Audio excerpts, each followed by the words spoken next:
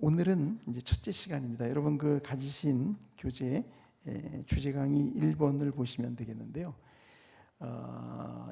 올해가 종교개혁 500주년을 맞는 해이기 때문에 특별히 올해 주제는 복음의 재발견과 영적 부흥으로 정했습니다. 그래서 오늘 첫 시간에는 이 주제에 대한 내용을 여러분과 함께 생각해 보려고 그럽니다. 종교개혁 500주년을 맞으니까 이제 여기저기서 이제 종교개혁에 대해서 이렇게 그 의미나 또 종교개혁이 오늘 우리들에게 주는 교훈을 되새겨 보려고 하는 모임들이 많이 이제 열리고 있습니다. 근데 제가 볼 때 현재 상황에서 이 종교개혁의 의미를 우리가 되새겨 보는 일은 몇 가지 점에서 중요하다고 할 수가 있겠습니다. 첫째는 여러분 들으신 대로 아마 바울의 그 세관점이라고 불리우는 그런 새로운 주장 때문에 그렇다고 할 수가 있습니다. 왜냐하면 이 바울에 대한 세관점은 종교개혁을 공격하는 입장이고 종교개혁자들이 사도 바울에 대해서 오해했다고 생각하기 때문에 이것은 종교개혁의 의미를 크게 축소시키는 그런 결과를 가져오고 있습니다. 뿐만 아니라 20, 30년 전부터 조성되기 시작한 이 개신교와 로마 카톨릭, 기독교와 이 로마 카톨릭 가문에 연합을 도모하려고 하는 사람들이 점점 늘어나고 있는데 그들의 주장에 의해서도 이 종교개혁의 의미는 많이 퇴색되고 있다고 할 수가 있습니다. 그들은 개신교와 로마 카톨릭이 이제는 근본적인 차이가 없어졌기 때문에 이제는 종교개혁은 끝난 것이다 라고 종종 공공의원이 그렇게 주장을 하곤 하는 것입니다. 그러니까 이런 사회적인 분위기로 볼 때 올해 종교개혁 500주년을 맞으면서 우리가 이 종교개혁의 의미를 다시 한번 이렇게 생각해 보는 것은 중요하다고 할 수 있습니다. 그렇지만은 그 모든 것보다도 더 중요한 것이 있는데 그것은 뭐냐면 오늘날 우리가 잃어버린 교회의 그 위대한 모습을 우리가 되찾기 위해서입니다. 여러분 거기 교환에 보시면 그 어윈 루처라고 이 시카고 무디 기념교회에서 오랫동안 목회하시고 은퇴한 분인데 이분이 쓴 그 종교개혁에 대한 그 책에 보면 거기 이런 대목이 나옵니다. 오늘날 복음주의 세계를 보면 교회가 하나님의 영광을 위해 최상의 모습이 되려면 종교개혁자들이 발견한 바로 그 진리를 재발견해야 한다고 하는 생각이 든다. 많은 이들이 종교개혁의 근본 신념은 외면한 채 세속주의, 이교적, 영성, 거짓 종교 확산의 포화로부터 이 나라를 구출할 길이 무엇인지를 묻는다. 사실은 답은 종교개혁의 근본 신념에 있는데 그것은 도외시하고 그리고 엉뚱한 데서 자꾸 이제 답을 찾으려고 한다 그런 말이겠죠. 어떤 이들은 종교개혁의 근본 사안들이 오늘날 어떤 의미가 있는지는 고사하고 진짜 쟁점이 무엇인지에 대해서도 무지하다. 종교개혁이 도대체 어떤 쟁점 때문에 일어나는지 이걸 우리가 모른다는 게 잘 모른다는 거죠. 이 나라의 그리스도인에게 만연한 교리적 무관심과 냉담함을 보면 울고 싶을 정도다. 그분이 그렇게 썼어요. 공감이 가는 얘기라고 할 수가 있습니다. 사실 오늘날 이 종교개혁의 그 정신이 무엇인지 그들이 무엇을 위해서 싸웠는지 우리가 잘 모르는 때가 있다 그런 생각이 많이 듭니다. 그래서 엉뚱한 데서 자꾸 답을 찾아보려고 그러는 거죠. 진짜 보화가 여기 숨겨져 있는데 이것은 덮어두고 다른 데 가서 자꾸 우리가 찾아보려고 한다 그런 말입니다. 이 종교개혁을 우리가 보면 사실 하나님의 진리를 통해서 교회가 어떻게 그 위대한 모습으로 회복되어 가는가를 우리가 생각해 볼 수 있습니다. 그런 점에서 이제 이번에 우리가 갖는 이 컨퍼런스를 통해서 우리는 교회를 그토록 위대하게 했던 그 진리를 재발견하는데 우리가 관심을 좀 모으려고 합니다. 그리고 그것을 통해서 우리들 가운데 하나님께서 은혜 주시기를 바라는 것입니다. 자, 첫 번째 거기 혼돈에 빠진 복음. 이제 현재 상황을 좀 우리가 알아야 될 것 같습니다. 그래서 제가 우리 목회자들께서 좀 이해하기 쉽도록 간략하게 좀 정리를 했습니다. 거기 보시면 존 메가더는 이렇게 말을 했습니다. 복음주의와 가톨릭 교회 사이에 놓여 있는 결정적 차이점은 뭐냐? 그거는 복음 자체에 대한 차이점입니다. 이렇게 말해요. 굉장히 중요한 말입니다, 사실은. 근데 우리가 이걸 분명하게 모르면 그러면 개신교와 가톨릭의 차이가 다 흐려지고 마는 거죠. 사실 진짜 차이는 복음의 차이가 있는 거죠. 구원을 얻는 이 중대한 이 문제에서 차이가 있다는 점을 그렇게 말하고 있는 것입니다. 그렇지만 오늘날 이 차이점을 흐리게 만드는 일들이 곳곳에서 지금 일어나고 있는 것입니다. 그래서 그 대표적인 예로 제가 두 가지를 소개를 좀 드리려고 합니다. 하나는 ECT 선언이라는 것이고 Evangelicals and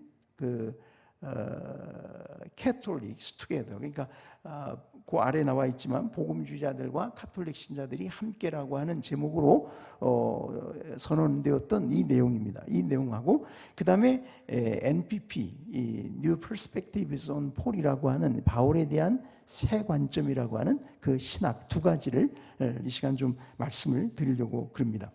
첫 번째 그 ECT 선언을 보시면 이것은 아마 이거는 잘 모르실 거예요. 사실 그렇게 뭐 이게 대단하게 뭐 저거하게 한 건 아니었기 때문에 그렇긴 한데, 그러나 많은 사람들에게 영향을 줬고 이 분위기는 여러 곳에 지금도 영향을 미치고 있다고 할 수가 있습니다. 여러분 한번 보시면 거기 1994년 뉴욕에서 이 선언이 발표가 되었습니다. 제목이 복음주의자들과 가톨릭 신자들이 함께 세 번째 천년에서 기독교인의 사명이라고 하는 이런 제목으로 이제 발표가 됐습니다. 여러분 거기 제목을 보면 우리가 이렇게 느낄 수 있는 게 있어요. 뭘 강조하죠?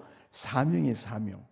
제가 뒤에 말씀드리겠습니다만 이 사람들은 복음 전도와 연합이라고 하는 이 사명을 이루기 위해서 진리를 타협했던 그런 사람들입니다. 그렇게 된 것입니다.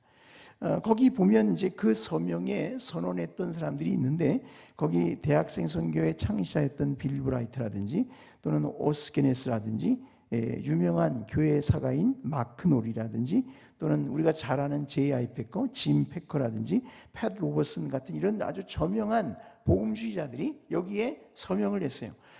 미국의 비손 신학교라고 있는데 그 신학교 총장인 티모시 조지라는 분도 서명을 했어요. 근데 이분은 사실 자기 자신이 종교개혁자들의 신학이라고 하는 아주 유명한 책을 쓴 사람이에요. 그런데 그런 사람도 여기에 서명을 했어요. 그렇게 됐어요. 이거 굉장히 혼란스러운 거죠, 사실은. 그런 거죠. 자, 이 선언에서 가톨릭 측 인사로 주도적 역할을 했던 뉴하우스라는 분이 이렇게 말을 했습니다. 만일 20세기 말에 복음을 위해 분리가 필요한 것이 아니라면 그것은 정당화되지 않는다. 이게 분열이 개신교와 가톨릭의 분열이 정당화될 수 없다는 거예요. 근데 여기 뭐라냐? 복음을 위해서 분리가 필요한 것이 아니라면, 이 말은 무슨 뜻이냐면 이미 개신교와 가톨릭 사이에는 복음에 있어서는 일치를 이루었다는 생각이에요. 그래서 이렇게 말을 하고 있는 것이거든요. 이안 머레이라고 하는 분이 이 선언의 위험성을 이렇게 지적을 했습니다. 그 인용한 걸 보시면요, 그 위험성은 오히려 그것이 이 공동선언 말이죠, 이것이 기독교와 로마 카톨릭 사이에 결정적이고 근본적인 차이가 없다는 점을 암시하는 공식 방침을 옹호한다는 것이다. 실제 쟁점은 수나 포용이나 도덕에 관한 것이 아니라 구원의 방법에 관한 것이고, 그래서 만일 종교개혁에서 재발견된 복음이 진리라면 사람들의 영혼에 대한 사랑은 그때처럼 지금도 분열을 정당화하는 것이다. 그러니까 사실은 이 기독교와 로마 카톨릭 사이의 결정적이고 근본적인 차이가 여전히 존재한다는 거죠. 그것은 바로 구원의 방법에 대한 차이라는 것이죠. 다시 말하면 종교개혁자들이 재발견했던 복음에 있어서의 차이라는 것이죠. 그러니까 우리가 정말 영혼들을 구원하기 위해서 영혼을 사랑하는 마음이 있다면 오늘날 개신교와 가톨릭이 분열되는 것은 사실 그건 정당한 거다. 어쩔 수 없다. 그거는 그렇게 지금 이분은 이제 이야기를 하고 있는 것입니다. 강초롱 박사님이라는 분이 계세요. 저도 뭐 잘은 모르겠는데 미국에서 있는 미국의 체사피크 신학교라는 곳에서 가르치는 분이고 그리고 또 목회도 하고 계시는 그런 목사님인데 그분이 이제 책을 내셨습니다. 근데 그 책에 보면 이 선언문으로 인해서 야기된 상황을 그분은 공격받는 복음이라 그렇게 썼어요. 거기 제목을 공격받는 복음 이렇게 썼어요. 그리고는 거기 이런 말을 했습니다. 이 ECT 문서들에 서명한 많은 복음주의 지도자들은 본질적으로 종교개혁 신학으로부터 후퇴한 것이다. 이들은 그리스도의 의가 죄인에게 전가된다는 교리에서 철수한 것이다. 이들은 신학적인 타협을 위해 법적 칭의론을 흐리게 해서 복음의 핵심에 대한 큰 혼돈을 낳았다. 복음을 혼돈에 빠뜨린 사람들이다. 이렇게 말하는 거죠. 여기 보면 중요한 것은 종교개혁자들이 그토록 목숨 걸고 싸웠던 이 그리스도에 의해 전가라는 이 교리, 그리고 그것에 근거한 법적인 칭의론을 이들은 문제시 삼지 않았다는 거예요. 이건 그냥 문제시 삼지 않았어요. 그러니까 마치 캐톨릭과 우리 사이에는 이 부분에서는 이미 일치가 이루어졌다는 식으로 이렇게 얼버무리고 넘어간 거예요. 왜냐하면 우리가 연합을 해서 이 사회 속에 복음을 전하기 위해서는 그런 문제 가지고 자꾸 싸우면 안 된다는 식이죠. 그래서 이들은 그것을 덮어두었던 것입니다. 근데 이걸 강초롱 박사님도 이런 걸 보면서 사실은 종교개혁 신학에서 우리가 후퇴한 것이다, 그렇게 지적을 했던 것입니다. 그 다음 페이지에 보시면요, 거기 ECT 문서들에 서명한 복음주의자들이 가톨릭 신자들과 타협한 것은 복음 전도와 연합을 위해서다.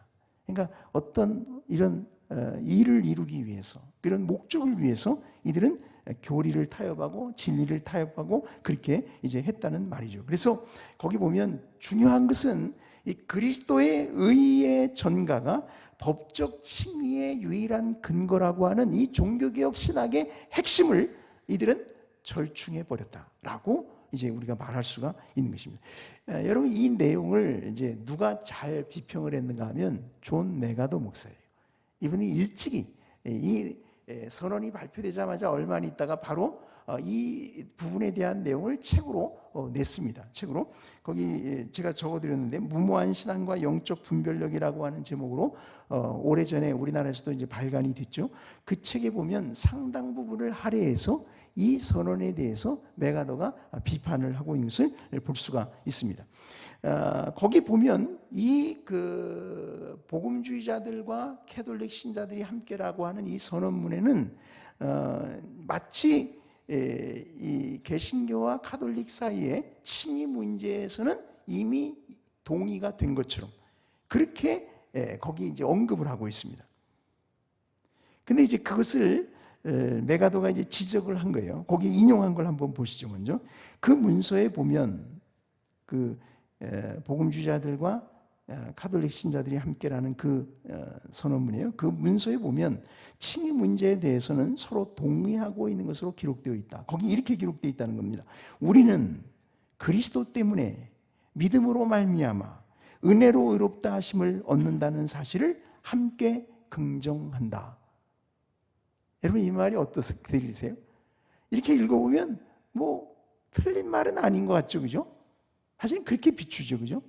그런데 그 아래 보시면 뭐라냐면, 위의 문장이 뭐가 잘못되었느냐고 반문할 복음주의자들이 많을 것이다.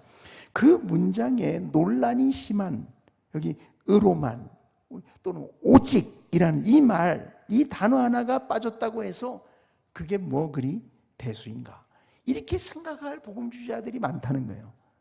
근데 거기 오직이 있는 것 같고, 오직 믿음으로 말미암아 이거하고 그냥 믿음으로 말미암아라고 하는 말이 이게 너무너무 다른 거예요. 너무너무 다른 거예요. 그것을 메가더는 자세하게 다 설명을 했어요. 제가 중요한 대목만 한 대목을 거기 이제 인용을 해 놓았습니다. 여러분이 한번 잘 보시면 좋겠습니다. 그 트렌트 공의회라고도 부르죠. 트렌트 종교회의가 1545년부터 1563년까지 이렇게 계속 이렇게 주기적으로 열렸거든요. 근데 이건 이제 말하자면 반종교 개혁의 입장을 정리했던 그런 공의회죠. 그 결정 중에 특별히 1547년에 내린 결정이 이 칭의론과 중요하게 관련이 되어 있는데, 그 결정에 비추어서 이제 메가더는 여기에 대해서 이제 비판을 가하고 있는 것입니다. 그 인용문을 보겠습니다. 따라서 최근에 나온 복음주의자와 가톨릭 교인이 하나 되어라는 문서가 우리는 그리스도 때문에 믿음을 통해 은혜로 의롭다 하심을 얻었다고 말한 것은 이겁니다. 이제 가톨릭 교회가 지난 450년 동안 계속해서 긍정한 것에 대해서만 말하고 있을 뿐 교회가 긍정하지 않은 것에 대해서는 한마디도 하고 있지 않은 셈이다. 그러면 종교개혁자들이 목숨 걸고 싸운 거는 그럼 뭐냐 이거죠. 그게 교회가 긍정하는 바로 그 내용인데 그거는 여기서 덮어버린 거예요. 그러니까 450년 전부터라는 말은 그 트렌트 공의회 때부터 이미 가톨릭이 긍정했던 내용을 오늘날 이 복음주의자들과 가톨릭 신자들이 함께라는 선언서에서도 그대로 긍정하고 있는 것뿐이에요. 그러니까 이거는 굉장히 심각한 문제죠. 그걸 지금 지적하고 있는 거예요. 자, 그래서 거기 그 아래 보시면 그들이 종교개혁자들이 반대한 것은 바로 칭의의 본질과 관련된 문제였다. 종교개혁자들은 칭의란 그리스도를 믿는 죄인을 가리켜 의롭다고 선언하시는 이 법적 칭의라는 거죠. 선언하시는 하나님의 행위라고 말했다. 그런데 트렌트 종교회의에서는 칭의란 그 죄인을 실제로 의롭게 만드는 하나의 과정이라고 주장했다. 칭의에 대한 트렌트 종교회의의 정의는 이렇다. 칭의는 단순히 죄에 대한 용서만이 아니라 그 은혜와 선물을 기꺼이 받아 행할 때 이루어지게 되는 성화와 속사람의 소생이다. 그러니까 가톨릭 입장에서는 칭의와 성화가 이게 섞여버리는 거예요. 그렇게 되는 거죠. 물론 진정한 복음주의라면 누구나 다 구원의 과정 속에서 신자의 속사람이 새롭게 된다는 사실을 믿는다. 그러나 잠시 후면 보게 되겠지만 복음주의자들은 칭의와 성화를 조심스럽게 구분한다. 이게 우리 입장이죠. 그죠? 우리는 분명히 그 둘 사이에 구분을 해요. 물론 그 둘이 떼어질 수 있는 것은 아니죠. 그죠? 분명히 칭의와 성화는 분명히 연결성이 있어요. 중요한 어떤 연결성이 있죠. 그러나 분명히 그것은 구분이 됩니다. 구분이 돼요. 즉 그 얘기입니다. 이 둘의 차이를 분명히 구분하는 이유는 왜 이 둘 구분하는 게 중요하냐? 그것은 우리를 하나님께 연락되게 하는 것은 우리의 속사람 속에 있는 어떤 것 때문이거나 하나님의 은혜를 우리에게 주입했기 때문이 아니라 그러니까 우리에게 의롭다고 할 근거나 이유가 전혀 없다 이 말이죠. 그리스도의 의가 우리에게 전가되었기 때문이라는 사실을 분명히 하기 위해서다. 이것은 가톨릭 교회와 복음주의 사이에 있는 다른 모든 불일치의 근저에 있는 본질적인 신학적 차이점이다. 이게 핵심이에요. 이게 핵심이에요. 천주교와 우리 사이의 핵심적인 차이는 여기 있는 거예요. 우리는 그리스도의 의의 전가에 근거한 법적인 칭의를 믿는 사람들이고 가톨릭은 그렇지 않다 이 말이에요. 그렇지 않다. 그 점에 대한 지적을 메가더 목사가 그렇게 했던 것입니다. 그러니까 이제 다시 말씀드리면 이런 얘기죠. 복음주의자들과 가톨릭 신자들이 함께라는 그 선언문에서는 이 트렌트 종교회의 때 긍정했던 내용을 그대로 반복하고 있는 것뿐이에요. 종교개혁자들이 반대했던 그 내용은 언급을 싹 뺐어요.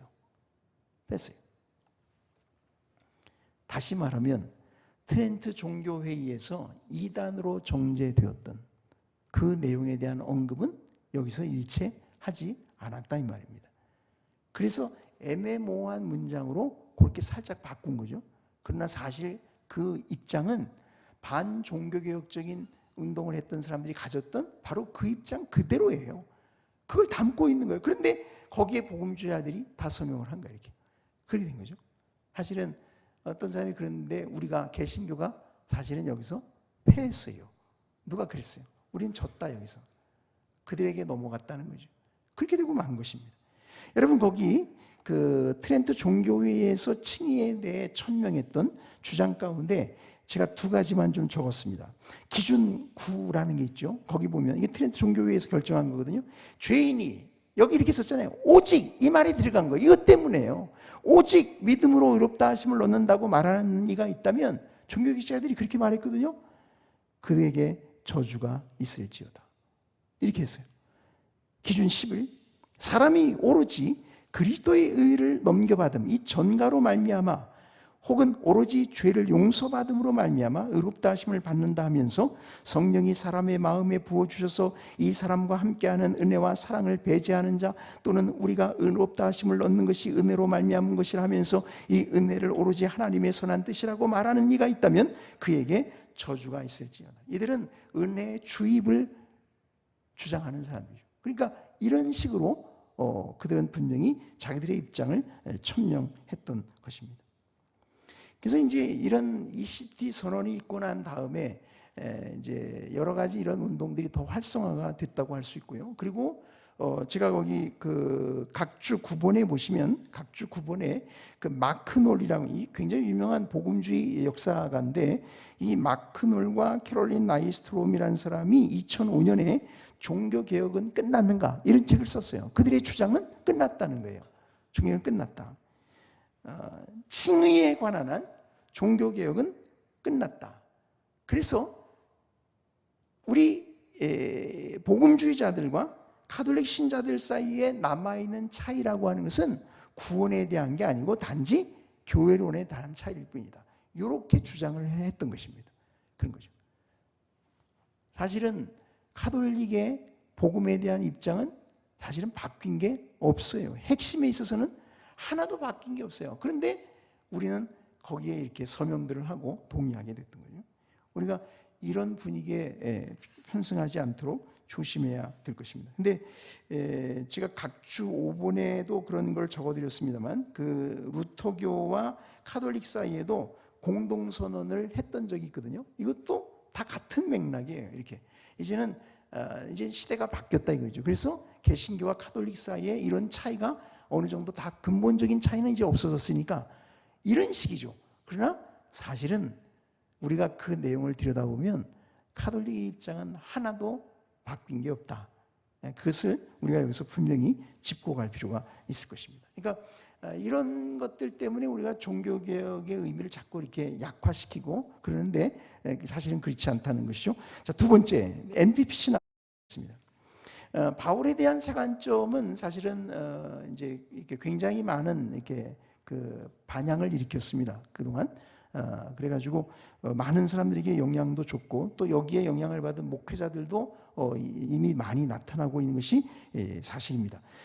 그렇지만 우리가 이 내용을 조금 알고는 있어야 될 것 같아요. 우리가 목회자들이 그래야 우리들도 여기에 대해서 어떤 입장을 취할 수 있고 특별히 우리 교인들이 이런 것들에 의해서 이렇게 동요될 때 우리가 거기에 대해서 분명한 문제점을 말해줄 수 있을 거라고 생각이 듭니다.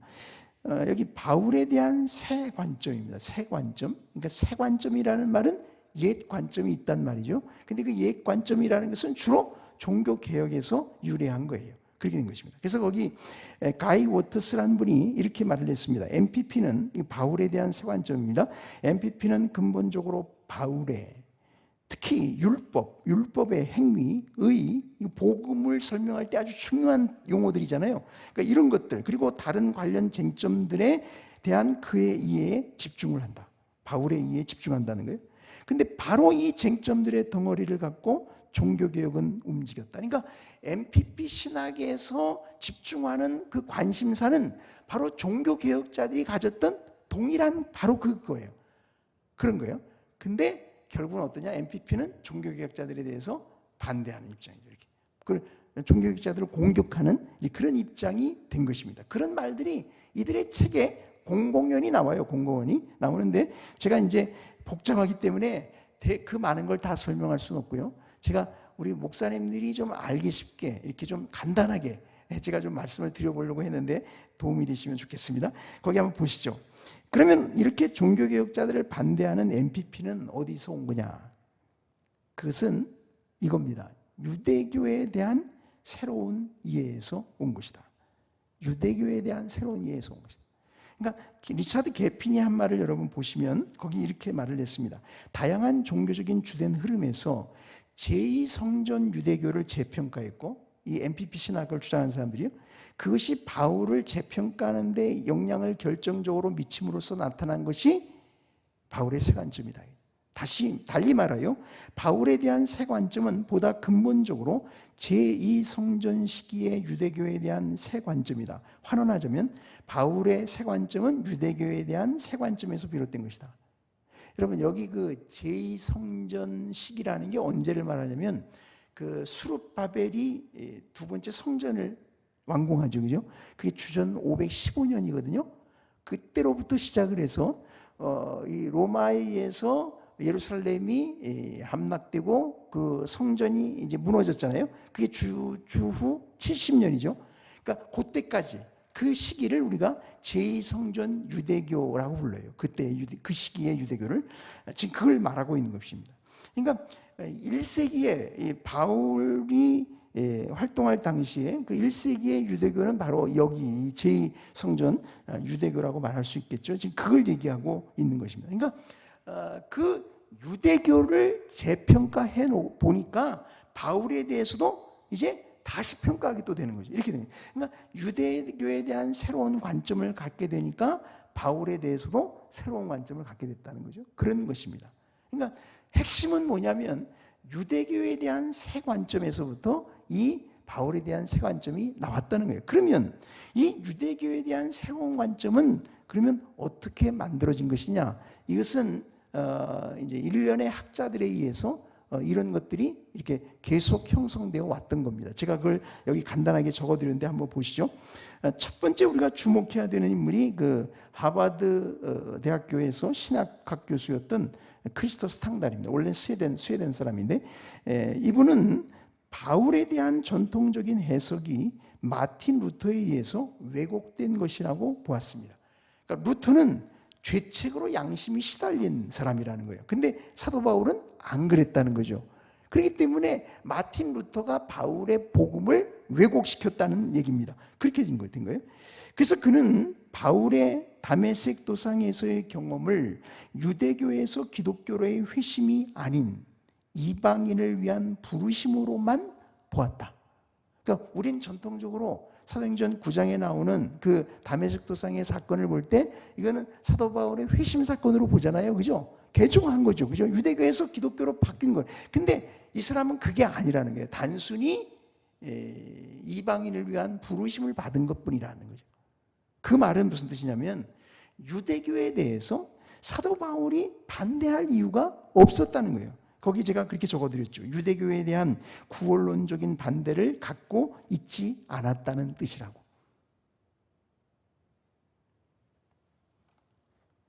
자, 이런 맥락에서 바울의 주된 관심사인 유대인과 이방인의 관계를 다루는 로마서 9장부터 11장을 이 서신의 중심으로 보고 이 사람 보는 것입니다. 그리고 1장부터 8장은 서론이에요. 이제 우리가 생각하는 거 바뀌죠. 서론격으로 생각을 하는 거죠. 그리고 이 로마서 1장부터 8장에서 다루는 것은 사람이 어떻게 구원을 얻어야 하는가에 대한 질문이 아니라는 겁니다. 그러니까 우리가 이해했던 걸 다 뒤집어 엎는 거예요, 지금요. 그렇게 지금 하고 있는 거죠. 그러니까 이런 관점에서 바울의 칭의 교리는 구원론이 아니라 교회론에 속한 것이 됩니다. 자, 이 사람이 사실은 이제 이런 주장을 아주 획기적으로 이렇게 이제 발표를 했어요. 이게 이제 그 뒤로 많은 사람들에게 영향을 미쳤습니다. 제가 대표적인 사람들만 거기 뒤에 세 사람을 좀 말씀을 드렸는데요. 첫 번째가 E.P. 샌더스입니다. 이 사람은 바울의 새 관점에 어떤 신학적인 기초를 놓았다고 말할 수 있는 그런 중요한 인물인데 이 사람이 한 중요한 말이 거기에 있어요. 1세기의 유대교의 성격을 뭐라고 규정했냐면 언약적 율법주의라 이렇게 규정을 해버렸어요. 그러니까 우리가 보통 그동안 이해했던 대로 1세기의 유대교는 뭐냐? 1세기 유대교는 율법주의적인 종교다. 우리는 그렇게 이해하고 있잖아요. 무슨 얘기냐면 율법을 지킴으로 인해서 구원을 얻으려고 하는 그런 종교라고 우리가 이해해 왔어요. 그래서 바울은 그게 아니라는 걸 깨닫고 기독교로 개종했다고 우리는 그렇게 이해해 왔어요. 근데 이 E.P. 샌더스는 그게 아니라는 거예요. 원래 1세기의 유대교는 그런 율법주의적인 종교가 아니라 자기가 여기서 말한 대로 언약적 율법주의의 종교다. 그 언약적 율법주의라는 게 뭐냐면 한마디로 한 문장으로 요약하면 거기 제가 이렇게 적어드렸습니다. 인간은 은혜로 말미암아 하나님의 구원의 언약에 들어가고 행위로 말미암아 언약 안에 머무른다. 이렇게 되는 것입니다.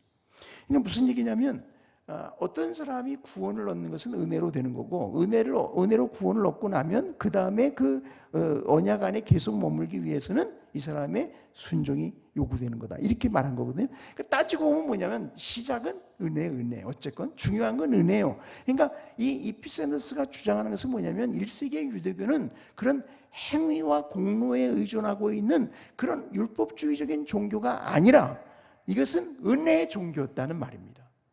그렇기 때문에 바울은 거기에 대해서 굳이 반대할 이유가 없었다는 거예요. 즉 그런 얘기입니다. 그런 거죠. 그러니까 바울이 반대했던 유대교의 문제가 우리가 이해하는 것 같이 이렇게 행위로서 이렇게 율법을 지키는 그 공로로서 구원을 얻으려고 했던 그런 율법주의적인 유대교를 바울이 반대한 게 아니었다라고 이 사람이 주장을 하고 나왔던 거예요. 이게 이제 사람들한테 또 엄청난 영향을 줬죠. 그렇게 된 거죠. 그러니까 사실은 뭐 우리가 나중에 이제 이런 얘기들을 보면 다 이게 문제가 있다는 걸 알 수 있는데 하여튼 그렇게 주장을 했습니다. 자, 그 뒤를 이어서 영국의 신학자인 그 제임스 던이 이제 이 사람은 그렇다면 바울이 반대한 진짜 유대교의 문제는 무엇이었을까? 이걸 이제 이 사람이 고민을 했고 그 답으로 찾은 것이 뭐냐면 이런 것입니다. 바울이 말한 율법의 행위, 우리가 갈라디아서나 로마서에서 이런 단어를 율법의 행위로 의롭다함을 얻는 게 아니라는 거 그렇잖아요. 그때 그 율법의 행위라는 말은 일반적으로 율법을 지킴으로써 구원을 얻으려는 행위가 아니다. 그러니까 우린 이렇게 이해해 왔었는데 이게 아니라는 거예요. 그러면 바울이 말하는 율법의 행위라고 할 때 그 율법이라는 것은 여기서 뭘 얘기하냐면 그것은 예를 들면 할례나 음식이나 정결이나 안식일과 같은 유대인과 이방인을 이렇게 구분시켜주는 바로 그러한 규정들을 지금 두고 말하는 것이라고 그런 주장을 하고 있는 거예요. 그렇게 되니까 무슨 얘기가 되냐면 결국 바울이 반대했던 이 유대교의 문제는 우리가 알고 있는 그런 율법주의가 아니고 사실은 유대인들의 이 베타주의, 자기들만 하나님의 구원받은 백성이라 언약의 백성이라고 하는 이런 베타주의를 사도 바울은 반대한 거예요. 그러니까 율법의 행위로 의롭다함을 얻지 못한다고 할 때 그 말의 의미는 유대인들의 정체성을 나타내주는 이러한 것들을 지킴으로 인해서 구원을 얻는 것은 아니라는 식으로 이 사람이 그거를 이해를 바꿔버린 거예요. 그렇게 이제 된 것입니다. 자, 그래서 거기 맨 아래 보시면 이 제임스 던이 이해했던 그 칭의가 나옵니다. 제임스 던에게 칭의는 어떻게 하나님의 백성으로 편입되는가에 관한 설명이 아니다. 이 구원에 대한 얘기가 아니라는 얘기죠. 그것은 신자가, 이게 칭의예요. 신자가 이미 하나님의 백성의 한 구성원이라는 선언이다. 그러니까 우리가 배워왔던 이 종교개혁의 신학의 영향을 받아서 우리가 그동안 알고 있던 이런 모든 얘기들을 지금 다 근본적으로 이렇게 뒤집어 버리고 있는 거죠. 그래서 하나님의 백성으로서의 참된 경계는 유대인의 경계를 구워주는 이런 율법의 행위에 의해서가 아니라 믿음에 의해서 되는 거다라는 식으로 이렇게 주장을 한 거죠. 그죠? 그러면 칭의는 구원의 문제를 다루고 있는 얘기가 아닌 거예요. 이거는 교회론 문제가 돼요. 그렇게 돼요. 자, 세 번째, 이제 이 사람이 진짜 문제죠. 요즘도 아주 활발하게 활동하고 있으니까요. 이 톰 라이트입니다. 톰 라이트. 성공의 사제이고 지금은 이제 세인트 앤드류스 대학교에서 신약 가르치고 있는데 이분은 이 앞에서 말한 이 피스 앤더스나 이 제임스 던의 주장에 공감하는 데서부터 시작을 해서 이제 자기 나름대로의 또 체계를 세워갑니다. 근데 이 사람 보면 너무 얘기가 복잡합니다. 저도 읽어보니까 무슨 소리인지 잘 모르겠고 빨리 들어오지도 않고 그러는데 어쨌건 이 사람은 이렇게 생각합니다. 1세기 유대교의 상황은 바벨론 포로의 연장이다. 이렇게 봅니다. 그러니까 유대인들은 당시에 여전히 바벨론 포로가 끝나지 않는 상황이죠. 말하자면. 그러니까 이런 상황에서 하나님이 우리에게 주셨던 그 약속은 도대체 어떻게 되는 거냐. 이런 생각을 그들은 하고 있는 거죠. 그렇기 때문에 이 톰 라이트가 그 바울이 말한 하나님의 의라고 하는 단어를 그런 유대인들의 입장에서 이해하려고 했던 거예요. 그러다 보니 이 하나님의 의라고 하는 말은 제가 거기 적어드린 대로 하나님의 언약적 신실성을 의미합니다. 이렇게 바뀐 겁니다. 바뀐 거예요. 그러니까 우리가 지금 여전히 이렇게 포로 상황에 놓여 있는데 하나님이 아브라함에게 주셨던 그런 언약은 도대체 오늘날 어떻게 되는 거냐 이거죠. 그러니까 하나님이 그 언약대로 우리를 구원하실 거 아니냐, 이 포로 상태에서 우리를 해방시켜 주실 거 아니냐, 이런 생각을 한다는 거죠. 그런 기대와 소망을 가진 유대인들의 입장에서 바울이 말하는 하나님의 의라는 말을 들을 때 그들은 그 말을 우리가 생각하는 의미가 아니라 그것을 하나님의 언약적 신실성으로 이해했을 것이다. 하나님은 언약을 신실하게 지키셔서 우리를 약속대로 이 상태에서 구원해 주실 것이다 라고 이해했을 거라는 거예요. 그래서 그 언약적 신실성이라고 하는 말로 그렇게 바꾼 것입니다. 이렇게 되면 하나님의 의가 언약적 신실성이 되면 이거는 하나님의 도덕적 특성이 되죠. 하나님의 속성이 되어버려요. 이거는 전가될 수가 없는 거예요. 이렇게 된, 그 사람은 그래서 전가라는 교리 자체를 부정하죠. 아주 분명하게 대담하게 부정하죠. 부정합니다. 그렇게 부정합니다. 그러니까 칭의는 다 마찬가지입니다. 구원론의 문제가 아니고 교회론 문제가 돼버리고 맙니다. 이것도 이제 그렇게 되죠. 그리고 믿음은 구원의 수단이 아니에요. 우리가 믿음으로 구원은 이렇게 말하지 않은 그런 게 아니고 이것은 우리가 언약 백성이 되었다는 것을 선언해 주는 그거예요. 그것이 믿음이에요. 이렇게 바뀐 것입니다. 여러분이 얼마나 도움이 되시는 분인데 하여튼 여러분 한번 이 문제를 너무 복잡하게 생각하실 건 없을 것 같아요. 어떤 의미인지. 근본적인 문제는 유대교에 대한 재평가에서부터 들어간 거예요. 그러니까 톰 라이트 같은 사람이 이제 그 존 파이퍼하고도 이렇게 논쟁을 벌이지 않았습니까? 책을 쓰고 막 서로 논쟁했는데 거기도 보면 존 파이퍼에 대해서 존 파이퍼가 16세기로 돌아가라는 17세기 종교개혁으로 돌아가라는 거죠.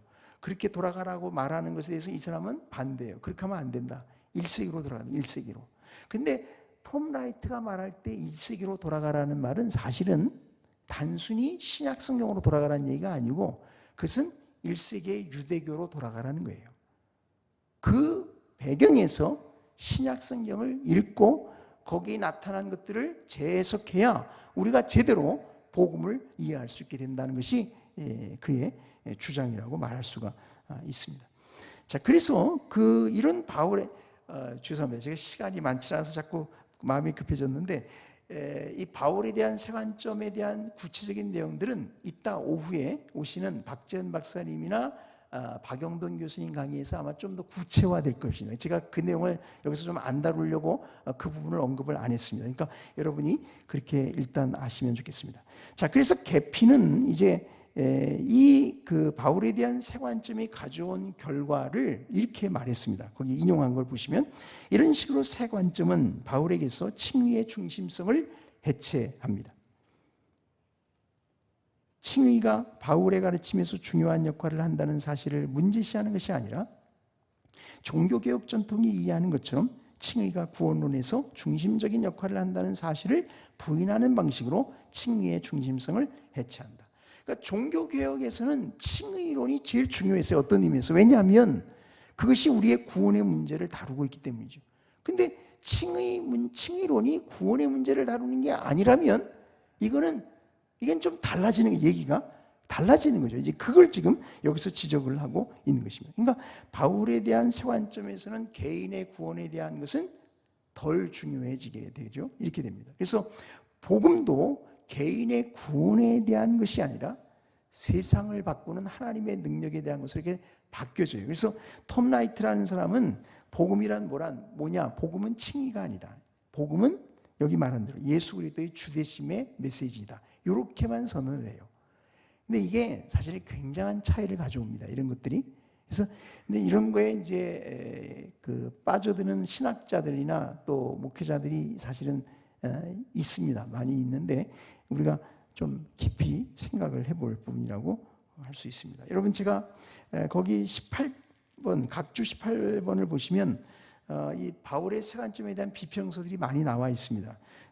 첫 번째 소개된 가이 워터스의 그 영어로 된 책, 아직 번역이 안 된 것 같은데 이 책이 아마 제일 좋을 것 같습니다. 제가 보기에 아주 자세하게 나와 있고 잘 돼 있고요. 그 다음에 이제 존 파이퍼 책도 굉장히 유익합니다. 이렇게 조금 문장이 이렇게 번역이 좀 잘 안 됐다 그럴까, 하여튼 이렇게 쉽게 읽히진 않아도 중요한 부분들을 조목조목 다 짚었어요. 파이퍼가 굉장히 목회적인 입장에서 특히 중요한 책이라고 할 수가 있겠습니다. 그리고 그 가이 워터스가 쓴 그 칭이란 무엇인가, 이렇게 소책자가 조그만 책자인데 부흥과 계획서가 나온 책이 있습니다. 근데 그것도 교인들에게는 아마 도움이 될 거라고 생각하고요. 이따가 오시는 박재현 박사님이 쓰신 칭의 균형 있게 이야기라는 책에도 이 문제를 쉽게 다루고 있기 때문에 교인들에게는 아마 그런 정도면 되지 않겠나 생각이 듭니다. 그리고 거기 제가 소개한 책들이 쭉 있으니까 여러분이 한번 보시면 뭐 구체적인 이슈들이 뭐고 무엇이 문제고 그런 것들 거기 다 나와 있어요. 굉장히 양이 많습니다, 이게. 그렇기 때문에 하여튼 관심이 있으시면 참고해 보시면 좋겠습니다. 자, 종교개혁으로 좀 넘어가겠습니다. 종교개혁의 교훈입니다. 존 파이퍼는 톰 라이트가 안고 있는 문제를 다음과 같이 지적합니다. 라이트와 종교개혁자들이 다른 이유가 있는데 그것은 뭐냐? 라이트는 종교개혁자들은 초대교회 교부들로 이렇게 자꾸 갔죠, 그죠? 교부들의 저작을 연구하고 거기서부터 사실은 신약 성경의 그 가르침을 재발견해낸 일을 했던 거죠. 그렇게 했던 거죠. 근데 톰 라이트는 이 과거하고 대화를 안 해요. 역사를 통해서 하나님이 우리에게 주신 그런 중요한 자료들이 있는데 그걸 다 무시해버리는 거죠. 그러니까 아주 대담하게 종교개혁자들을 다 이렇게 공격하고 맙니다. 그들이 바울을 오해한 거다, 이런 거죠. 사실은 누가 오해한 건지는 이제 우리가 보면 알 수가 있습니다. 자, 과거로 돌아가서 잃어버린 것을 되찾는 것이 교회를 새롭게 회복하는 길이 된다는 사실, 이게 이제 종교개혁이 우리에게 주는 중요한 교훈이라고 할 수 있어요. 왜냐하면 종교개혁자들은 그 일을 했던 거예요. 과거로 돌아간 거예요. 교부들의 저작을 연구하고 그러면서 그 속에서 신약 성경에 원래 가르치는 복음의 진리가 무엇인가를 재발견해냄으로써 종교개혁이 일어나게 되었던 거죠. 그걸 지금 얘기하는 것이죠. 마틴 로이 존스는 이렇게 말을 했습니다. 종교개혁이 가르치는 많은 교훈 중에서도 과거로 돌아가는 것이 바로 교회의 사역과 성령께 속한 일을 승리로 이끄는 비결임을 깨달아야 합니다. 사실 400년 전에도 종교개혁자들은 1세기로 돌아갔습니다. 그들은 신약 성경으로 돌아갔습니다. 성경으로 돌아갔습니다. 그들은 갑자기 복음의 메시지를 발견하고 그것으로 돌아갔습니다. 루터와 칼빈의 이야기 가운데 그들이 어거스틴이 이미 발견했지만 그 뒤로 오랫동안 잊혀졌던 것을 다시금 발견하는 과정은 특히 흥미롭습니다. 나는 본원적인 원형과 기원, 곧 신약 성경에서만 발견되는 규범과 기준으로 되돌아가는 데서 새로운 회복의 길을 찾을 수 있다는 것이야말로 종교개혁이 주는 가장 큰 교훈이라고 확신합니다. 그래서 거기 각주 20번을 여러분 보시면 그 비비 워필드라는 우리 유명한 그 신학자죠. 이분이 이렇게 말을 했어요. 루터가 한 일은 생생한 기독교를 재발견하여 그것을 세상에 새롭게 전해준 거다, 이렇게 썼어요. 그리고 그는 종교개혁을 뭐라고 불렀냐면 종교개혁은 사실상 어거스틴주의의 부활이다, 부흥이다, 이렇게 불렀어요. 그러니까 어거스틴이 발견했던 복음의 그 진리를 오랫동안 교회가 이렇게 묻어왔는데 그것을 루터는 다시 발견했던 거예요. 그런 거죠. 그래서 그것은 어거스틴주의의 부흥이다라고 말하고 있는 것을 볼 수 있는데 사실상 종교개혁의 의미를 쉽게 우리에게 이렇게 이해시켜주는 말이라고 할 수가 있습니다. 스티븐 니콜스가 한 말이 있습니다. 거기 인용 중간을 보시면 종교개혁자들은 자신을 발명가나 발견자나 창조자로 보지 않았다. 대신 그들은 자신들의 노력을 재발견으로 보았다. 그들은 아무것도 없는 데서 무언가를 만들어낸 것이 아니라 죽어버린 것을 되살려냈다. 그들은 교회를 구체화하고 다시 만들 수 있는 틀을 얻기 위해 어거스틴 등의 초대 교부들뿐만 아니라 성경과 사도시대까지 되돌아보았다. 그래서 하나님이 역사하시기에 우리도 사실은 그래야 됩니다. 오늘날 우리 자꾸 새로운 걸 자꾸 찾는데 사실 그게 아니고 다 이미 있는 거예요. 이미 있는 거예요. 우리가 과거로 돌아가야 됩니다. 그리고 성경으로 돌아가야죠. 그럴 때 거기서 놀라운 하나님의 은혜가 임하게 되는 것입니다. 오늘 우리에게 필요한 것은 새로운 발견, 새로운 혁신이 아니라는 사실이에요. 그 예레미야 선지자가 한 말이 있죠. 예레미야 6장 16절. 우리 다 같이 한번 읽어보시죠. 시작. 여호와께서 이같이 말씀하시되 너희는 길에 서서 보며 옛적 길, 곧 선한 길이 어디인지 알아보고 그리로 행하라. 너희 심령이 평강을 얻으리라. 근데 그때 이 이스라엘 백성들이 이걸 이렇게 안 했어요. 이렇게 안 해서 결국 망한 거예요. 망한 거예요. 우리가 그런 것을 통해서 교훈을 받아야 할 것입니다. 마이클 리비스라고 하는 영국의 교회사가인데 그분이 한 말 보시죠. 16쪽입니다. 맨 위에 16쪽 맨 위에 이 내용도 잘 중요한 내용이니까 보시면 좋겠습니다. 종교개혁은 무엇보다 부정하는 운동, 다시 말해 로마에게서 벗어나자는 운동이 아니었다. 우리가 종교개혁이 뭔가 개념상 이렇게 정리해야 됩니다. 종교개혁은 긍정하는 운동, 곧 복음으로 나아가자는 운동이었다. 순전히 부정으로 일관한 운동은 급진파의 전형적인 특징이었으며 주류 종교개혁은 그런 반응을 보이지 않았다. 혁신이라는 것에 사로잡혀 있는 우리 현대인에겐 불행한 일이지만 우리는 종교개혁을 단순히 전진이라는 대의에 포함시킬 수가 없다. 실제로 종교개혁자들은 앞으로 나아가지 않고 뒤로 나아갔기 때문이다. 종교개혁자들은 우리처럼 새 것에 매혹당하지 않았다.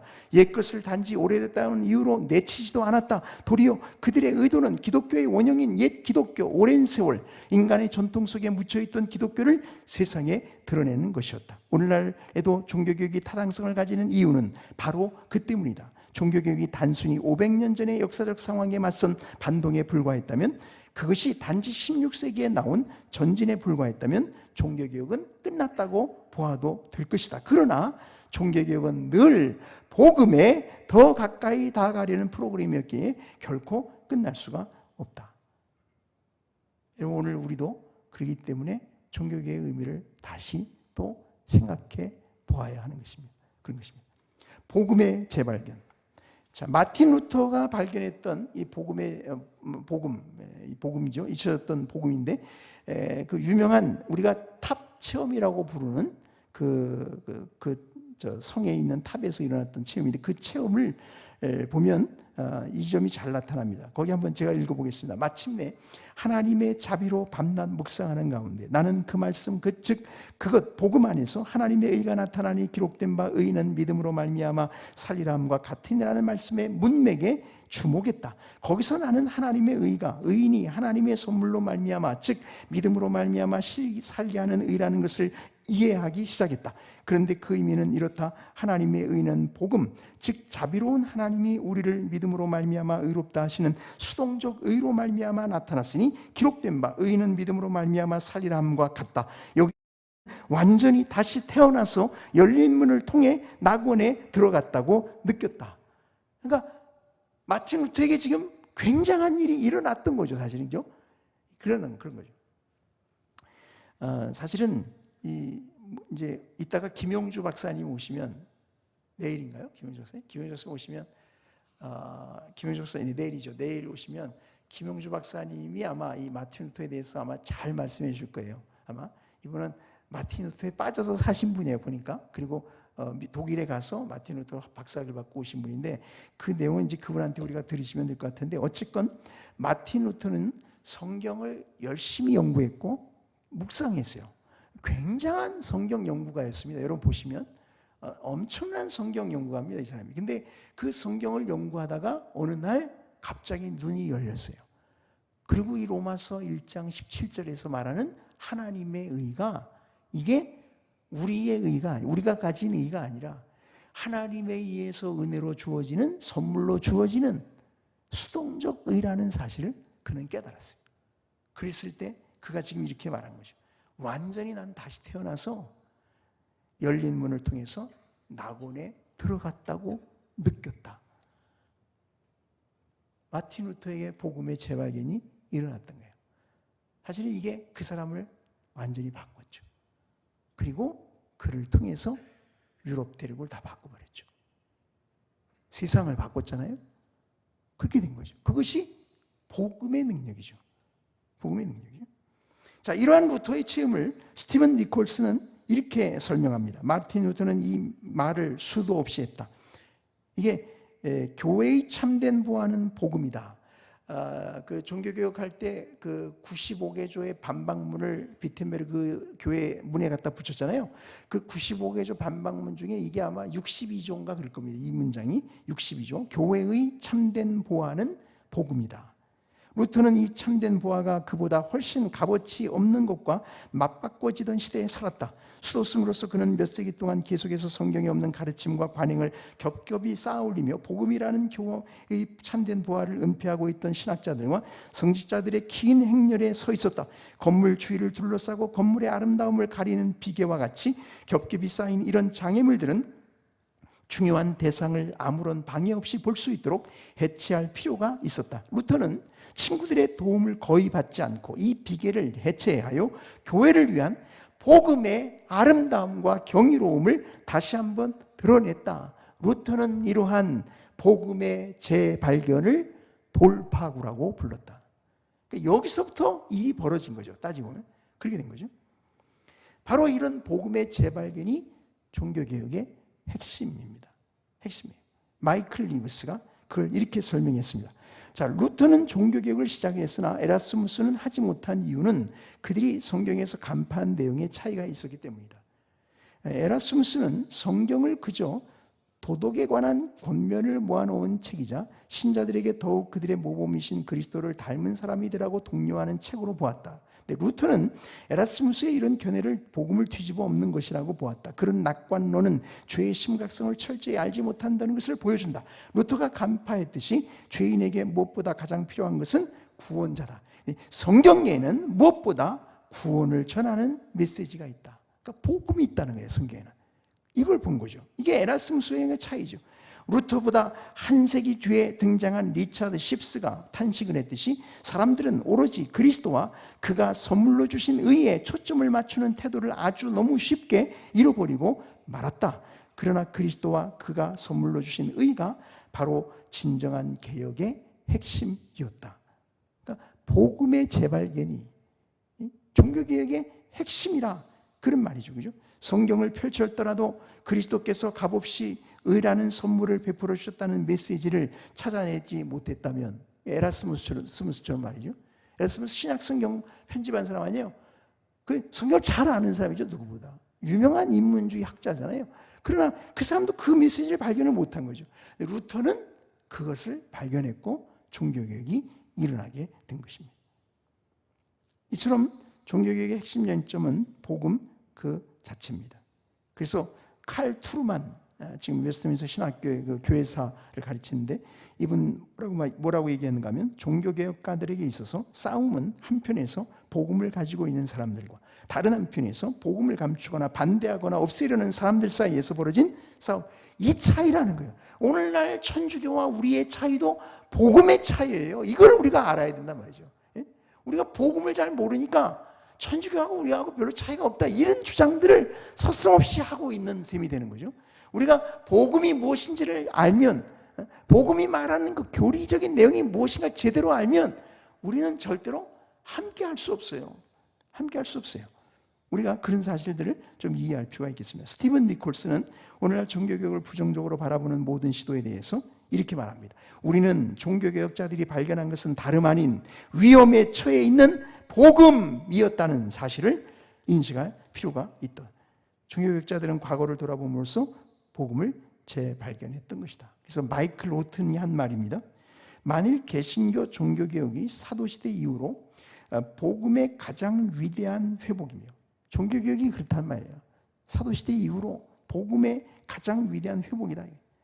종교개혁이 새로운 세대에 의하여 재발견되기를 기다리는 부여로운 보화를 우리에게 남겨놓았다는 사실을 우리가 확신한다면 확실히 새로운 개혁은 우리의 목표가 된다. 그러니까 오늘날 우리들이 교회를 개혁하자고 말할 때 그 개혁은 어디서부터 시작이 되죠? 이 종교개혁자들이 재발견했던 이 복음을 오늘 우리가 재발견해야 되는, 거기서부터 시작해야 된다는 거죠. 우리가 그 사실을 잊지 않도록 해야 될 것입니다. 제가 조금만 더 하겠습니다. 그 뒤에 보시면, 자, 여기서 우리는 종교개혁이 1차적으로 교리와 신학에 초점을 맞춰 교회를 개혁하려는 시도였음을 알게 된다. 이 사실은 다시 기독교 이해에 관한 루터와 에라스무스의 차이를 비교해 볼 때 잘 드러난다. 거기 보세요. 에라스무스는 기독교가 본질상 도덕이래요. 도덕. 근데 둘째 줄에 보시면 루터는 도덕이 아니고 기독교는 본질상 무엇보다도 이건 교리 문제다. 그리고 그것은 믿음의 문제고 그것은 진리의 문제다. 이렇게 보았다 이 말입니다.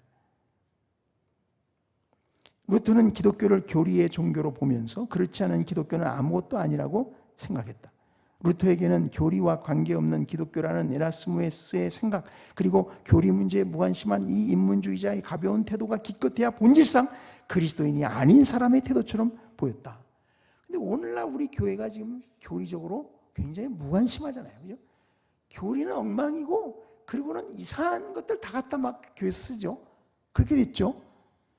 사실은 마틴 루터가 보면 정말 통탄할 일이죠. 그죠? 그런 교리 문제를 가지고 목숨 걸고 싸웠던 것이거든요. 그런 것이죠. 조금만 더 보세요. 이처럼 루터는 기독교를 무엇보다 교리 문제로 보았습니다. 그러기에 그가 당시의 기독교를 바라볼 때 우선적으로 문제를 삼은 것은 도덕적 상태가 아닌 교리였다. 그러니까 이게 우리도 지금도 마찬가지예요. 요즘에도 교회개혁 그러는데 교회개혁을 주장하는 사람들의 주장을 가만히 들여다보면 자꾸 이런 도덕 문제, 윤리 문제, 무슨 이런 어떤 정치적인 문제, 어떤 제도의 문제, 이런 식으로 자꾸 접근을 한단 말이죠. 근데 종교개혁은 그러지 않았다. 그러지 않았다. 그들은 교리에 초점을 맞췄다. 롤란드 베인턴이라고 하는 유명한 교회사가죠. 이 사람이 루터의 말을 인용하면서 이렇게 말을 했습니다. 루터의 첫 외침은 선언에 대한 견책이 아니었다. 그가 반대한 것은 배였다. 배탄 선언이 아니고 배 자체를 문제 삼았다는 거죠. 그는 말했다. 루터가 말했다는 거예요. 다른 사람들은 삶을 공격했다. 삶이 문제가 많고 부패하고 비윤리적이고 뭐 이런 거죠. 그걸 공격했다는 거예요. 그러나 나는 교리를 공격했다.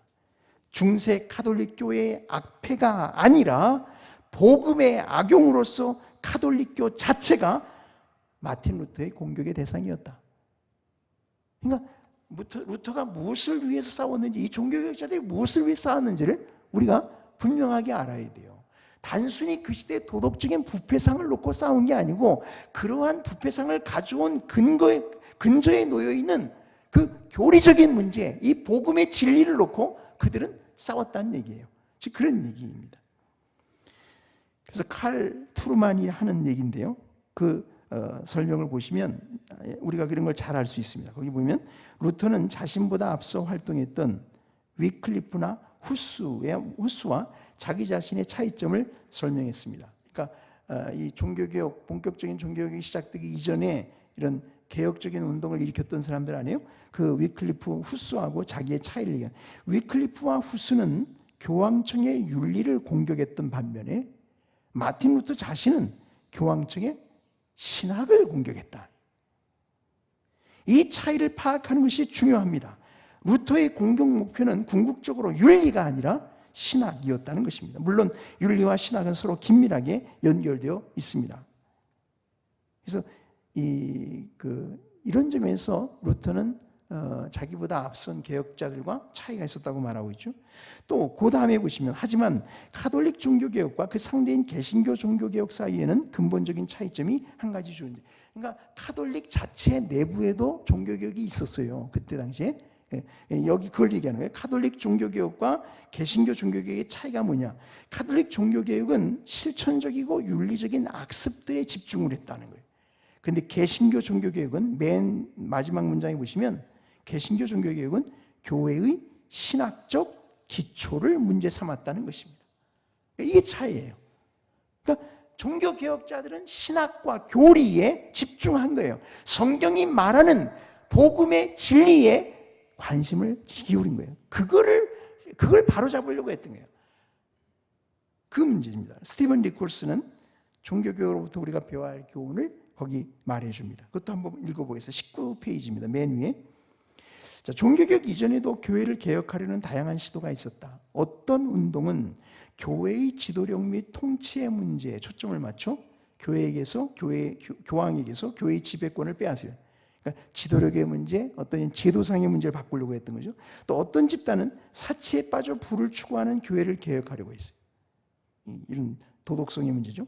또 어떤 이들은 지나치게 만연한 생기 없는 영성에 초점을, 생기 없는 영성에 초점을. 근데 이런 움직임들은 문제를 정확히 지적할 수는 있었지만 해결책에 도달하지는 못했다. 다 실패했다는 거예요. 이 모든 운동들이 실패한 지점에서 종교개혁은 성공을 거두었다. 그 이유가 무엇일까? 종교개혁은 문제의 핵심을 찔렀다. 그것은 뭐라 그랬습니까? 여기? 바른 신학이었다. 신학을 바로잡은 거예요. 종교개혁자들은 질병을 바르게 진단했고 필요한 치료법을 바르게 적용했습니다. 오늘날 우리도 개혁을 시도했으나 실패하는 운동들과 같은 함정에 빠질 수가 있습니다. 프로그램을 의지할 수 있습니다. 뭐 그런 거 많잖아요, 요즘에 교회에서. 그죠? 무슨 알파코스니 무슨 뭐 두날개니 뭐 많아요. 뭐 하여튼 수도 없이 많아요. 하여튼 요즘 보니까. 근데 그렇게 한다고 진짜 교회가 바르게 개혁이 되는가? 교회 역사는, 이 종교 개혁의 역사는 그게 아니라는 거예요. 그렇게 해서 될 것 같으면 그때 당시에도 그런 사람이 다 성공했을 텐데 그거 다 실패했다. 근데 성공한 이유는 이들은 교리의 문제, 신학의 문제, 진리의 문제를 다루었기 때문에 그렇게 되었다고 얘기하는 거죠. 새로운 지도력이나 창의적인 경영 기법의 적용에 의지할 수도 있습니다. 도덕적 개혁에 의지할 수 있습니다. 이런 건 다 실패한다. 이렇게 한다고 개혁이 일어나는 게 아니다. 그러나 종교개혁은 그런 모든 시도에 대해 경고의 목소리를 낸다. 교회인 우리가 성경과 그리스도와 구원의 교리 위에 바로 서지 못한다면 우리는 제 아무리 혁신적이거나 정력적이거나 열정적이어도 결코 바른 방향으로 나아가지 못할 것이다.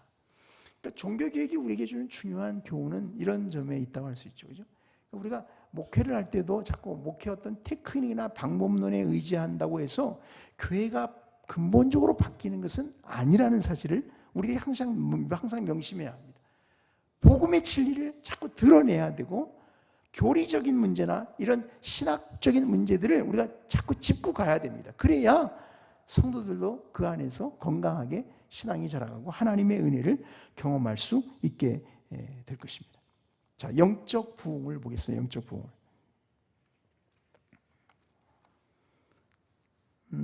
종교개혁에서 일어난 복음의 재발견은 결과적으로 영적 부흥을 가져왔습니다. 그러니까 마틴 루터가 이렇게 복음을 재발견했을 때 그냥 재발견하고 그걸 알았다는 게 아니고 알았기 때문에 이 사람이 뒤집어졌던 거예요. 그래서 거기 이렇게 썼습니다. 그 문장 하나가, 그리고 나는 하나님의 의라는 단어를 이전에 미워했던 것만큼 이제는 사랑하고 나의 가장 달콤한 단어로 찬양하게 되었다. 그는 복음의 재발견을 통해 영적인 기쁨과 확신을 얻게 된 것이다. 이게 중요한 거죠. 그죠? 이런 영적인 기쁨과 확신이 생기니까 세상을 뒤집어 엎는 거예요. 사실은 그런 거예요. 그죠? 목회도 그런 거 아닙니까? 우리가 복음으로 인해서 우리 안에 기쁨이 충만해야 성도들이 그 설교를 듣고 은혜를 받을 거 아닙니까? 그렇지 않겠어요? 그죠? 나부터가 생기가 없고 나부터가 침체되어 있으면 그 설교를 듣는들 성도들이 뭐가 달라지겠냐 이 말입니다. 그런 얘기죠 지금. 마틴 루터는 후에 이러한 일이 어떻게 일어나는가를 설명했는데요. 그 인용을 여러분 한번 보시죠. 만일 그것이 여기서 영혼이 하나님의 말씀을 가진다면 그것은 부요하여 아무것도 부족하지 않을 것이다. 하나님의 말씀을 가지기만 하면 하나님의 말씀 속에 모든 게 다 들어있기 때문에 부족하지 않을 거라는 거죠. 그래서 거기 왜냐하면 그것 하나님의 말씀은 생명, 진리, 빛, 평화, 의, 구원, 기쁨, 자유, 지혜, 능력, 은혜, 영광, 그리고 모든 헤아릴 수 없는 복의 말씀이기 때문입니다. 그러니까 이런 게 여기 다 들어있다 이거죠. 그 말씀은 그 아들에 관한 하나님의 복음이다. 여기서 말씀은 지금 성경 전체를 얘기하려는 것보다 특별히 복음을 알아는 거예요. 지금 마틴 루터가 말하는, 제가 맨 아래줄에 적었습니다만, 마틴 루터가 하나님의 말씀이나 그 말씀이라고 말할 때 그것은 복음을 얘기하는 것입니다. 근데 이 복음 안에 모든 게 다 들어있다. 복음을 가진다면 그 사람은 그것 때문에 만족하게 될 거다. 그런 얘기죠. 그 아래 거도 보시면, 만일 그리스도와의 접촉이 낙해 한다면, 이 12회를 혈루증으로 앓던 여인이 이렇게 그리스도의 옷가에 손만 대도 낫잖아요. 그런 것처럼. 그런다면 이러한 가장 부드러운 영적인 접촉, 이러한 말씀의 섭취는, 그러니까 복음과의 접촉이에요. 그럴 때 얼마나 더 말씀에 속한 모든 것을 영혼에 전달하게 돼요. 여기 보세요. 말씀에 속한 모든 것이라 해서, 모든 것, 여기 다 있다 이 말이죠. 우리 영혼에 필요한, 우리 성도들에게 필요한, 우리 목회에 필요한 모든 필요가 그 말씀 속에, 복음 속에 다 들어있다. 그걸 얘기하려고 하는 거죠. 그때 이것을 행함이 없이 믿음을 통해서만 영원히 하나님의 말씀에 의해서 의롭다 하심을 받고 거룩해지고 진실하고 평화롭고 자유롭게 되며 모든 복으로 채워지고, 그리고 요한복음 1장 12절이 말한 대로 하나님의 자녀가 되는 그런 게 이 말씀, 이 복음의 말씀 속에 다 들어있다. 그 말씀이 주어지면 결국 이러한 축복들이 우리의 인생에 다 임하게 된다. 그 얘기를 하고 있는 거예요. 그러니까 마틴 루터가 다른 데서 이런 영적인 부흥을 경험한 게 아니고, 하나님의 말씀인 복음을 찾고 구하다가, 성경을 연구하다가 그 속에서 마침내 그 복음의 진리를 발견했을 때 그의 영혼에는 이는 영적인 모든 축복이 임하게 되었던 것이고, 그는 그 복음의 그 기쁜 소식을 가지고 세상으로 나갔던 거예요. 그렇게 된 거죠. 그리고 우리도 그래야 되지 않겠습니까? 예? 우리도 그럴 때 우리의 목회 현장이 달라지지 않겠습니까? 예? 우리가 무슨 어디 세미나 가서 무슨 목회 프로그램 방법론 배우다가 한다고 되는 건 아니잖아요. 예? 그런다고 되지도 않아요.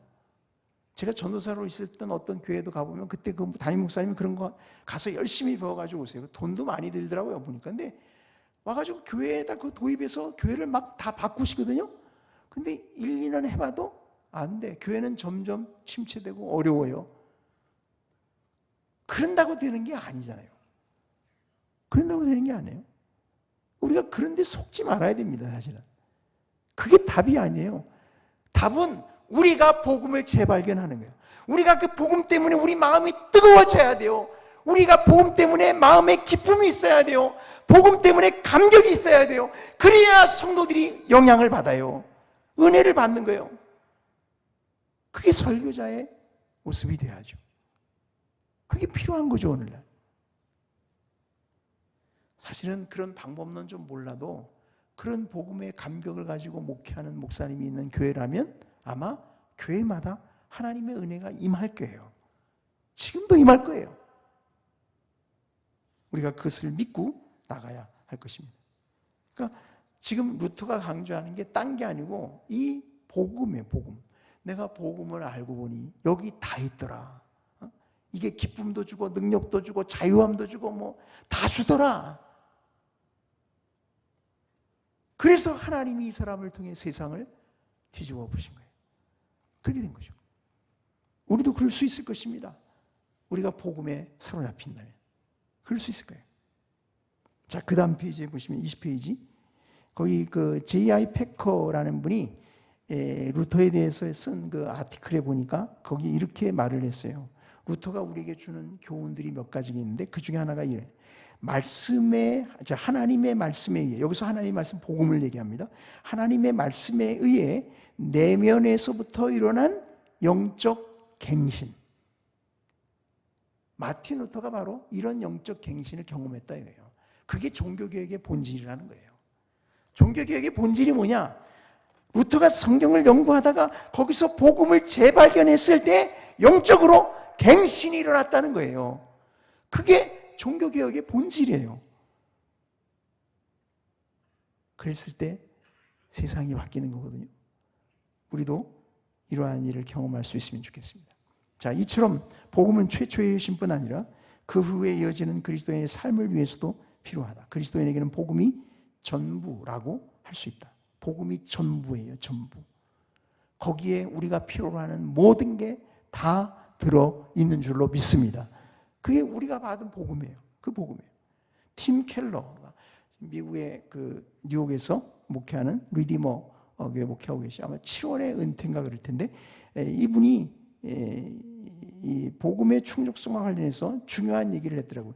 제가 이분을 왜 주목하는가 하면, 저는 제가 미국에서 1년 공부를 했는데 1학년 때 이분한테 목회학을 배웠어요. 1학년 때. 그때는 이분이 교회를 개척하고 얼마 안 됐을 때, 한 3년 정도 됐을 때인가, 그러니까 교회가 아직 이렇게 이렇게 틀을 잡지 못한 때죠. 이제 개척 초기니까. 근데 그때 이분이 거기서 목회학을 가르쳤어요. 그래서 배웠던 기억이 나요. 근데 이분에게 우리가 배울 게 한 가지가 있어요. 그게 뭐냐면, 다른 여러 가지 배울 게 많죠. 배울 게 굉장히 많은 분인데, 근데 특별히 우리가 배울 게 뭐냐면, 이분은 목회를 처음 딱 시작할 때 이분은 복음에다가 초점을 딱 맞췄어요. 내가 뉴욕 가서 복음으로 이 도시를 변화시키겠다. 그게 그분의 교회 개척의 모토예요. 그러니까 그분의 글을 읽어보면 이 복음에 대한 그런 복음에 대한 이 열정, 이런 게 굉장히 많이 느껴지고, 그러죠. 그리고 모든 목회의 중심은 결국 복음이에요. 복음에서부터 시작이에요. 그렇게 되는 거죠. 엄청나게 교회가 부흥했잖아요.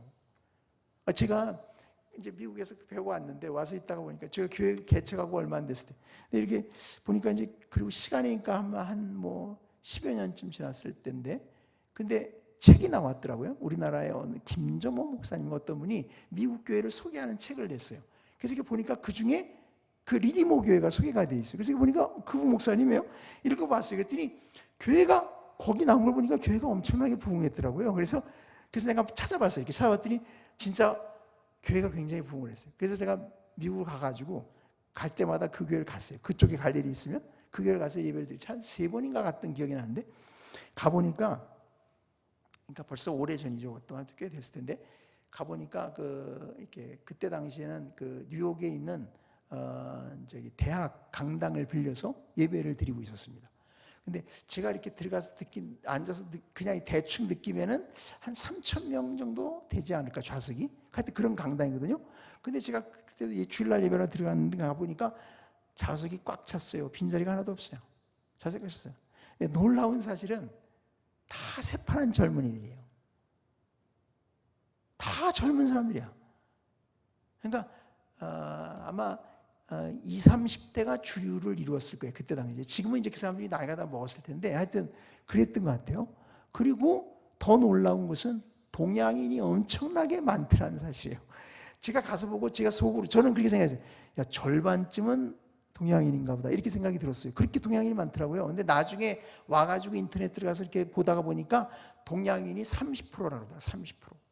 30% 굉장히 많죠. 굉장히 많죠. 그 교회가 지금은 이렇게 몇 군데서 예배를 드립니다. 이렇게 몇 군데 예배 드리는데, 지금은 아마 은퇴하시면서 이렇게 교회를 3개인가로 이렇게 다 나눠줘요. 각자 이제 거기 부목사로 있던 분들이 다 담임 목사가 되시는 것 같은데, 하여튼 그런 식으로 그렇게 해서 이제 은퇴를 하긴 하시는데, 근데 그분의 목회에는 복음이 있어요. 복음이 있어요. 그분이 이렇게 말했습니다. 지속적이고 더 깊은 영적 갱신과 부흥의 열쇠는 뭐냐? 지속적인 복음의 재발견이다. 여러분, 우리도 이런 말을 잘 새겨드릴 필요가 있습니다. 그래서 우리 가슴이 뜨거워지면 우리 목회는 달라지는 거예요. 그런 거죠. 자, 사람들은 이 교리들을 보긴 하지만 이해할 수 없다. 교리 시험에서 A학점을 받을 수도 있고 구원의 교리를 정확하게 설명할 수도 있지만, 그것이 진정으로 우리의 삶에 가져오는 의미와 능력에 대해서는 전혀 보지 못한다. 이런 의미에서 복음은 반드시 수많은 정통교회들 안에서 재발견되어야 한다. 그리고 사람들의 마음에 깨달아지고 적용되어야 한다. 이런 일이 진정으로 일어날 때 어떤 일이 벌어지느냐? 명목상의 그리스도인들이 회심하고 무기력하고 약한 그리스도인들이 강건해지며 비신자들이 아름답게 변화된 그리스도인 회중들을 보고 마음 깊이 매력을 느낄 것이다. 영적인 부흥이 일어난다는 말이에요. 부흥이 일어난다고요. 이런 점에서 그 아래 보시면 J.D. 그리어라는 이 젊은 목사예요. 남침례교단 젊은 목사님인데, 이분이 그 기성교회를 갔는데, 하여튼 몇백 명, 300명 모였나? 몇백 명 모이던 교회 갔는데, 지금은 아마 얼마나 여러 해 전에 서밋, 노스캐롤라이나 주에 있는 그 교회일 텐데 서밋 교회 다녔었는데 지금은 아마 한 10,000명 가까이 모이지 않나. 제가 여러 해 전에 책에 보니까 8,000명 모인다고 해요. 벌써 8,000명이 모인다. 근데 그분이 이렇게 썼어요. 거기 한번 보시죠. 그러던 중 최근 나는 모든 것을 바꾸어 놓은 무언가를 발견했다. 복음이었다. 빠르게 성장하고 있는 대형교회를 담임하고 있는 복음주의 목회자의 입에서 이런 발언이 나왔다는 것이 이상할 법도 하지만 사실이다. 내가 이전에는 복음을 이해하지 못했다거나 믿지 않았다는 뜻이 아니다. 나는 복음을 이해하고 있었다. 하지만 복음의 진리가 나의 머리에서 가슴으로 움직이지는 못했다. 나의 지성과 감정 사이에는 커다란 틈이 있었다. 청교도 조나단 에드워즈는 복음에 대한 새로운 깨달음을, 머리로는 꿈의 달콤함을 알았지만, 이건 알고만 있었던 거죠. 근데 실제로는 그 달콤함이 입안에서 터져나오는 것을 처음 경험한 사람에 비유했다. 자기가 이런 경험을 했다는 거죠. 내게 일어난 것이 바로 그러했다. 복음의 재발견은 종교적 열정으로는 내 평생 경험할 수 없었던 하나님 안에서의 기쁨을 선사했다. 하나님 안에서 기쁨의 기쁨. 이제 나는 거의 매일 내 마음속에서 나 자신을 향한 사랑 대신에 하나님을 향한 사랑이 자라가는 것을 감지한다. 한때 내 마음을 장악했던 질투심은 다른 사람들의 번영에 대한 갈망으로 대체되었다. 이기심은 애정과 관대함에 그 자리를 내어주었다. 육신의 정욕은 의에 대한 줄임으로, 자기중심적인 이상은 하나님을 영화롭게 하는 의욕으로 대체되었다. 내 안에서 올라오는 어떠한 힘이 나를 변화시켰고 하나님의 나라를 위해 나의 인생을 사용하도록 나를 세상 밖으로 밀어냈다. 여전히 갈 길이 멀고 하나님을 미워하는 육신의 욕망과 매일같이 싸움을 벌이고 있지만 나는 변화하고 있다. 바울이 말한 대로 나는 복음 안에서 진보하고 있다. 복음은 내 안에서 종교가 절대 할 수 없었던 무엇을 해냈다.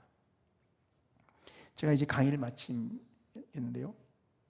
우리 오신 목회자 여러분, 우리들이 먼저 복음을 재발견할 수 있기를 바랍니다. 그래서 우리의 마음이 뜨거워지고 우리의 마음에 기쁨이 충만하게 되는 이런 일을 경험할 수 있게 되길 바랍니다.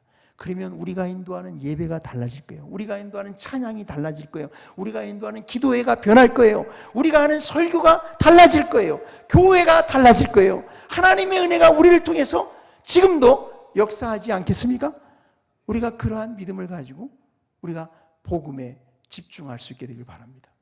그럴 때 우리의 삶과 우리의 사역 가운데 하나님께서 루터에게 주셨던 이런 영적인 부흥을 주실 거라고 확신합니다. 그런 시간이 되길 바랍니다. 기도하겠습니다.